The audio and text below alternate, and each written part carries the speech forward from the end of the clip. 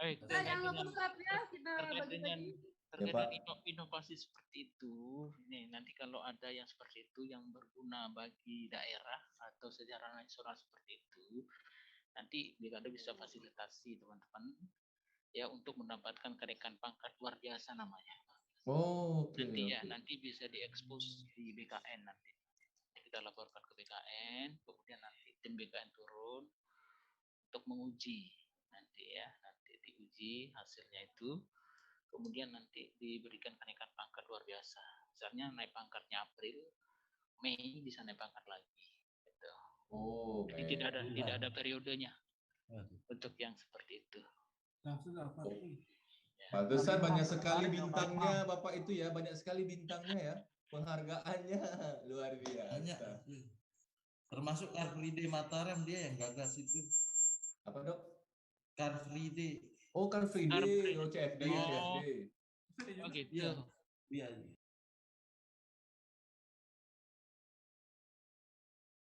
Silakan.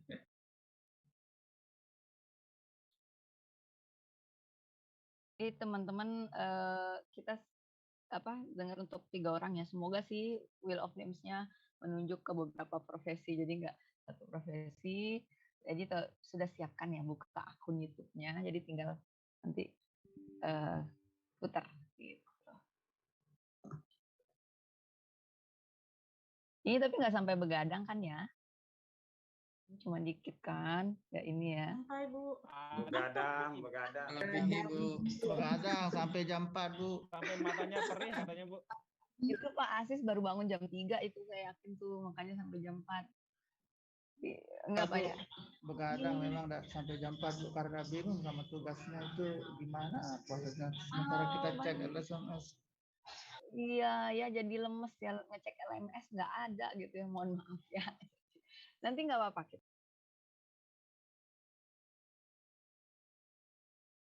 Untuk memacu semangat rekan-rekan ASN untuk terus berbuat yang terbaik, bahwasanya Men 4 RB telah membuka pendaftaran ajang anugerah ASN 2021 resmi dibuka.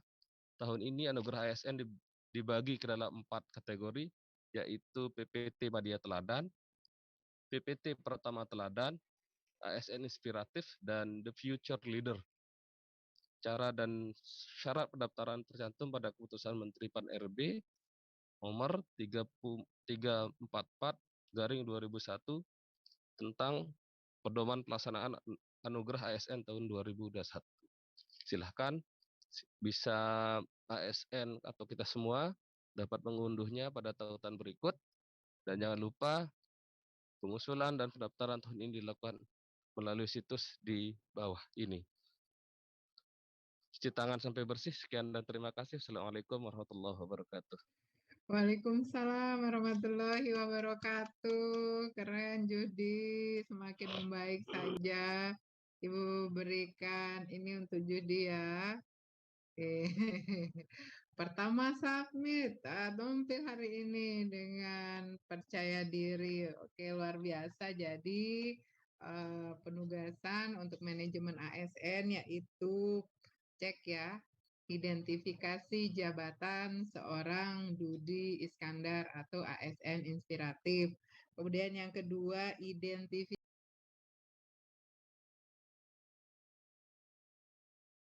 pelanggaran, misalnya kan di sini di kode etik itu ada nilai-nilainya kan, kode etik dan kode perilaku seperti ini nih. Tapi ini kan sudah diajar ya sebelumnya, pernah didiskusikan ya di agenda 1 atau 2? Belum pernah. Kalau belum pernah, sekilas saja Bapak kode etiknya.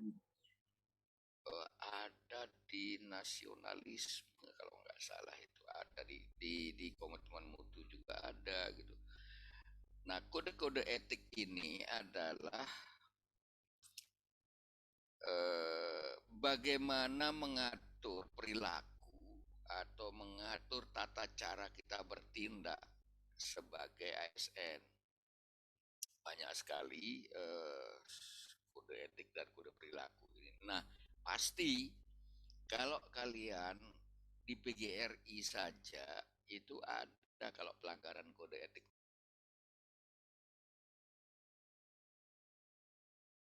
tugas ini dengan baik dan juga tepat waktu ya menguploadnya, yaitu itu suatu penghargaan tersendiri nanti bagi saya, karena sebagai syarat di dalam profesionalitas seorang aparatur sipil negara adalah adanya tanggung jawab ya pada diri sendiri, pada tugas jabatan, dan pada masyarakat yang kita layani.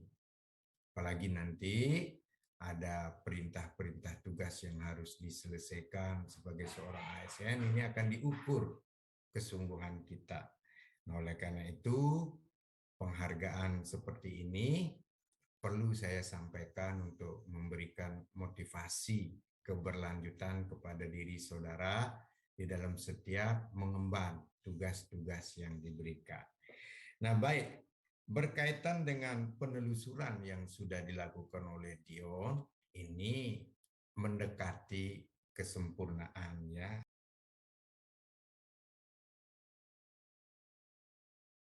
Ya, mengetahui rata-rata JP per orang per tahun yang diterjemahkan dalam JP satu orang bulan, yang diterjemahkan dalam JP triwulan dan seterusnya dan seterusnya. Jadi sudah kita rasakan sebenarnya, tetapi belum maksimal. Mengapa belum maksimal? Karena sistem yang lain juga dipengaruhi dan berpengaruh. Ya, yang berpengaruh itu terkait dengan kemampuan pegawai, kemampuan WI di dalam beradaptasi dengan teknologi. Karena kinerja ini ada hubungannya dengan ISIPJA namanya. ISIPJA itu adalah elektronik di dalam membuat sebuah rencana kerja dari seorang WI dalam 1 tahun. Nah, ada beberapa WI yang terus terang saya akui sampai saat ini itu masih transisi ya dari boomer ke milenial ya. Nah, artinya Anda tahu sendiri kalau mungkin dari pengalaman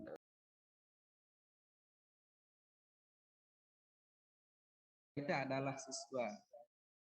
Nah, mungkin karena masalah di rumah ataupun masalah dengan keluarga, sehingga itu membuat pelayanan kepada siswa itu berkurang. Dan juga kalau kita lihat latar belakangnya bahwa rekan ini gajinya itu berkurang juga karena sudah dibangkan gitu. Nah, sehingga setiap hari dia terlihat lemes gitu, enggak ada semangatnya dan gairahnya. Nah, kira-kira bagaimana upaya kita untuk membangkitkan semangat rekan itu untuk lebih lagi meningkatkan kualitas layanannya atau kualitas atau semangatnya lah untuk mengajar gitu. Iya, iya. Itu aja, baik. Ya, kasih. Ini informasi bagus dan itu tidak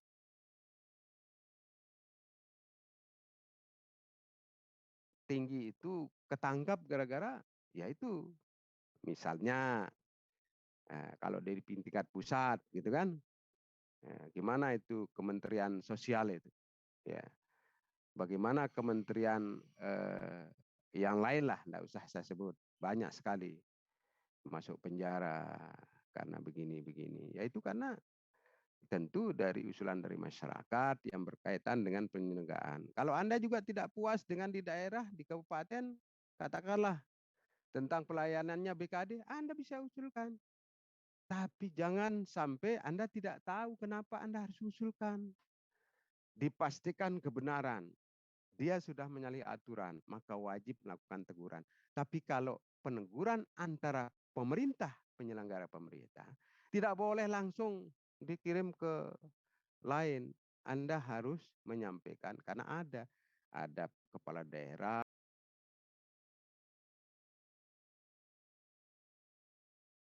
baik di tingkat kementerian ini sudah selesai dulu ya Mas Dede. Nah, sekarang provinsi dan kabupaten ya mungkin sedang berjalan juga ya. Seluruh eselon 4-nya atau nanti ada yang tertentu saja yang masih menetap karena terkait dengan strukturnya yang masih diperlukan. Tapi yang banyak ini semuanya difungsionalkan ya. Jadi namanya fungsional, fungsi. Jadi fungsinya yang diutamakan ya, bukan jabatannya ya, fungsinya ya. Karena tidak gampang Adik-adik membuat satu jabatan itu saja, artinya kan banyak uang negara yang harus terserap ke sana. Tapi tidak berbanding lurus dengan hasil kerja ya. Kemudian ada duplikasi tugas dan fungsi. Wah, ini berbahaya nih. Ada tugas tertentu yang sudah dilaksanakan oleh organisasi tertentu, dilaksanakan lagi oleh yang lain, tugas yang sama. Jadi,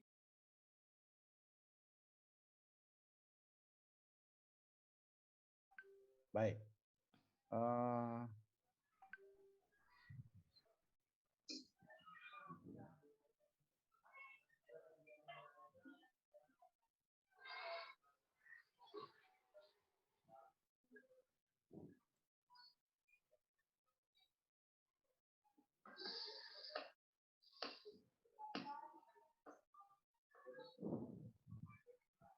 Ya, baik, Saudara Arbain. Ya, Bapak. Saya minta semua menyimpan. Saya minta semua menyimpan. Kalau sudah disimpan, itu artinya setiap orang memiliki pendapat dari teman-temannya, ya. Jadi saya juga menyimpan. Dalam cara menyimpan ini, saya ingin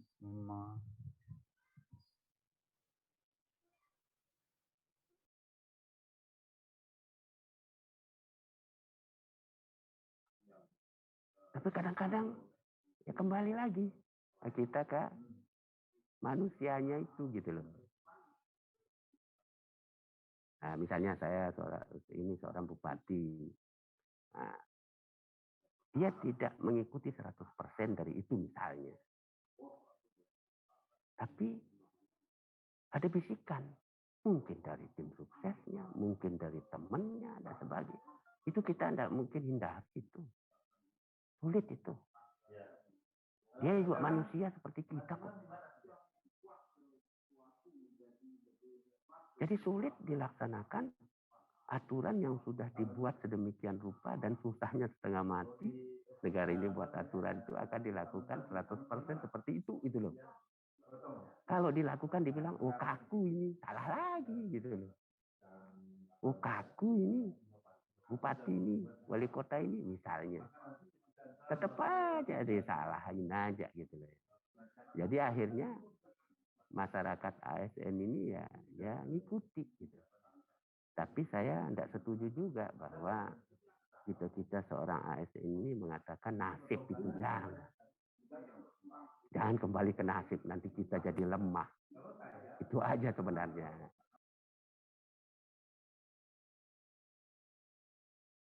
Kita mau mewujudkan pendekatan penyelenggaraan pemerintahan dengan WOG, ada tantangannya ya. Ada dua lembaga yang ingin bekerja bersama-sama. Tetapi satu lembaga ini kapasitas SDM-nya lebih qualified ketimbang kapasitas lembaga yang satu. Nah, kadang-kadang ini kan menyebabkan sulit dia untuk menjalin kerjasama secara maksimal, ya, tidak berimbang, ya. Kemudian yang kedua ada budaya kerja. Yang satu memang sudah menerapkan SOP untuk dia bekerja. Yang satu lembaga sudah ada SOP tapi dia tidak terapkan, ya. Sehingga timbullah konflik. Ini tantangan WOG. Dan yang ketiga adalah kepemimpinan yang menggerakkan. Yang menggerakkan dari sebuah kerjasama ini dibutuhkan adalah seorang leader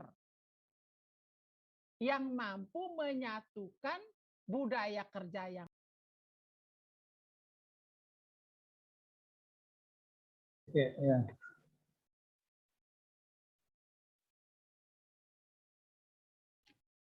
Ya, Assalamualaikum warahmatullahi wabarakatuh. Perkenalkan, saya Nurul Hidayah SPD, Angkatan 33, Kelompok 1, Unit Kerja SDN 1 Meninting, akan mencoba memaparkan tugas individu agenda 3, yaitu mengenai manajemen ASN. Adapun di sini manajemen ASN yaitu kita disuruh mengamati tokoh inspiratif yang bernama Dudi Iskandar.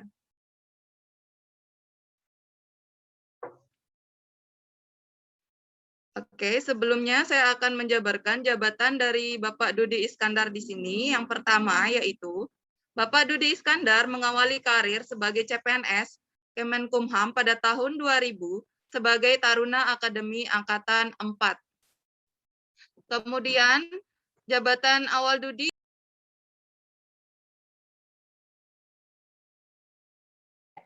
ada aktualisasi di situ, aktualisasi diri, ya, eksis, ya enggak? Terkenal mungkin, keren gitu ya. Tapi bukan itu. Bagaimana dengan tugas utama kita, profesi kita? Kalau ngomongin honorarium, honorarium mengajar kos tentu lebih besar, ya, karena itu fundingnya dari luar negeri. Standarnya beda. Ya. Tapi kembali, apa tujuan kita sebenarnya menjadi PNS? Yaitu untuk mengisi kemerdekaan dalam konteks jabatan kita. Jadi profesionalisme dituntut ya adik-adik, itu yang paling penting dari Latsar ini. Jadi apa gunanya misalnya di kelas ibu menuntut adik-adik untuk menjadi profesional ketika ibu sendiri sebagai WI tidak bisa menjadi profesional. Ya, karena guru itu apa? Digugu dan ditiru. Dan ketika kita harus seia sekata antara pikiran, perkataan dan perbuatan, maka itu namanya bentuk nilai apa? Nilai apa itu? Jujur, ya.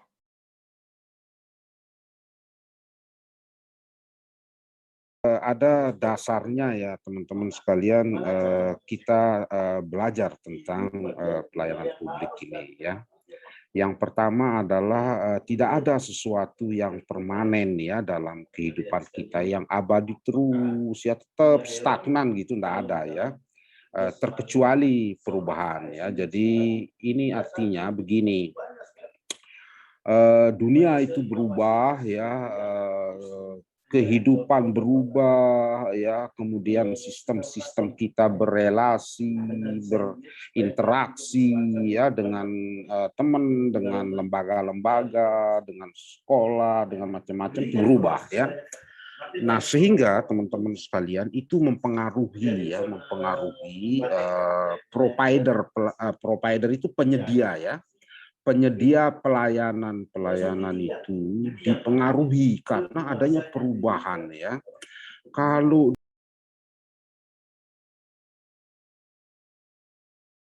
atas yang pertama tadi menunjukkan bahwa ini tidak ada. Ya, tidak ada kepuasan. Kalau ada kepuasan, tidak ada antrian yang menumpuk. Begitu datang sudah bisa diantri seperti gambar kedua.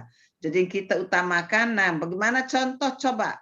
Berikan saya contoh kepuasan seperti ini dalam praktek seorang guru. Monggo. Silakan. Siapa saja? Taufikur Rahman, Bunda. Taufikur Rahman. Ya? Dalam praktek kita sebagai guru ini di dalam sekolah, jadi mengelola anggaran bisa, Bunda? Ya. Kayak anggaran BOS gitu. Dalam hal enggak usah anggaran lah. Enggak usah anggaran. Belajar mengajar lah. Oh, belajar mengajar.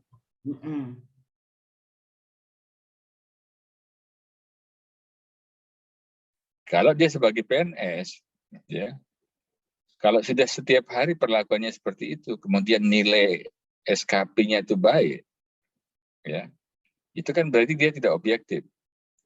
Padahal dalam menentukan nilai-nilai di dalam penilaian kinerja itu kan, salah satu adalah sikap, disiplin, perilaku. Maka secara aturan, kalau tidak dilakukan teguran, misalkan tidak masuk, tidak masuk lebih dari 2 hari itu sudah harus dengan surat keterangan. Misalkan mau alasan sakit, lebih dari 2 hari harus ada surat keterangan dokter. Ya. Demikian juga kalau izin, harus ada alasan yang betul-betul masuk akal. Dia diperkenankan izin atau sakit itu paling tidak 2 hari berturut-turut. Lebih dari 2 hari dia harus secara tertulis ada keterangan, surat keterangan dokter kah kalau dia memang sakit, atau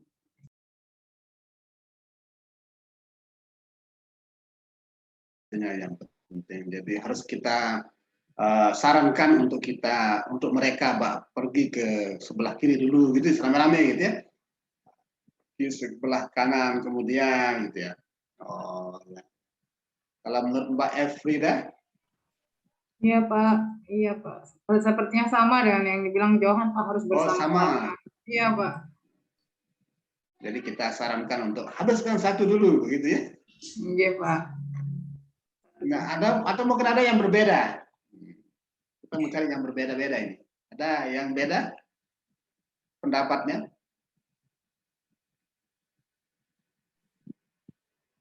Izin Pak, berbeda Pak. Oh ya Pak Gede. Pak Gede Mekal. Mungkin ini mungkin andai kata kan mungkin efeknya ya yang lebih tak kasih gini ya. Ke misalnya kiri dan kanan.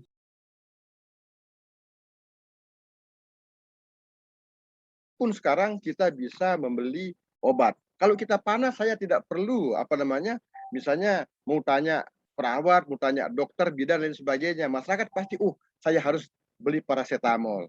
100 mg tidak bisa. Ya beli 500 mg maupun 560. Tahu mereka itu masyarakat itu kan.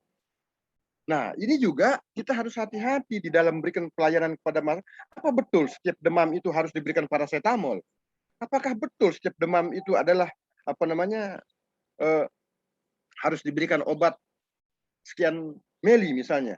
Nah, ini juga harus kita memberikan sosialisasi pemahaman-pemahaman kepada masyarakat kita. Nah, sehingga di dalam kita memberikan pelayanan publik pada masyarakat ini betul-betul terukur. Jadi bagaimana sikap pelayanan kita sebagai aparatur sipil negara ini adalah mencerminkan ya bagaimana bentuk perwujudan dari pengabdian yang tulus kita kepada bangsa dan negara.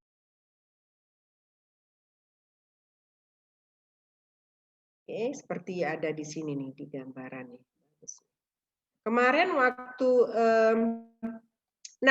pada pelayanan publik ini adik-adik, kalau adik-adik atau kita sebagai pelayan publik ini tidak memiliki integritas, ya, maka kesempatan untuk terjadinya kolusi, nepotisme, kemudian suap menyuap itu sangat besar. Kayak tadi nih, sudah dipraktikkan oleh Pak Sofian, ingin selesai dalam waktu sehari KTP-nya ya, dia kasih lah. Nah, itu lemahnya kita. Itu sebabnya korupsi ini nggak ada henti-hentinya adik-adik ya. Ada Bu, bukan ada bisa selesai dia itu kok bisa selesai dalam jangka 1 hari malah kurang. Saya bingung masalahnya tuh.